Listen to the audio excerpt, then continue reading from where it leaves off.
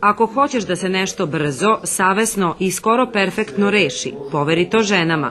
Ovom parafrazom čuvenog citata čelične lady Margaret Thatcher, učesnicima konferencije o rezoluciji 1325 obratio se predsjednik Vojvođanske skupštine Ištvan Pastor. Mislim da je izuzetno važno da je Skupština Autonomne pokrajine Vojvodine danas pokrovitelj konferencije kojom se obeležava 15. godišnjica usvajanja rezolucije Saveta bezbednosti Ujedinjenih nacija 1325, zato što je Skupština 2004. godine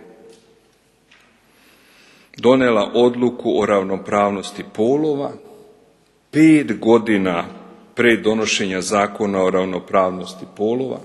Iako formirana 2013. Komisija za praćenje sprovođenja nacionalnog akcionog plana primene rezolucije 1325 nije zasedala ni jednom.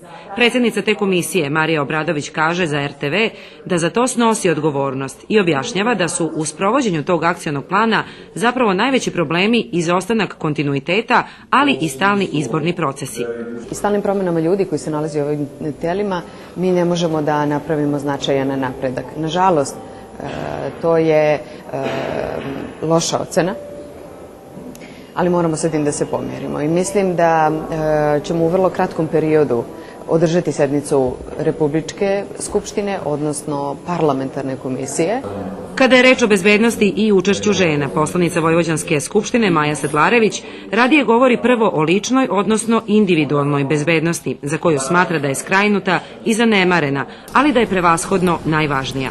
Ona je u izveštajima Ministarstva unutrašnjih poslova pronašla i razlog za svoju tvrdnju. U izveštajima su recimo evidentirani samo slučajevi ubistava i slučajevi silovanja. Recimo, porodično nasilje ili partnersko nasilje još uvijek nije prepoznato kao vid ugrožavanja lične bezbednosti, a to je najčešći oblik ugrožavanja lične bezbednosti.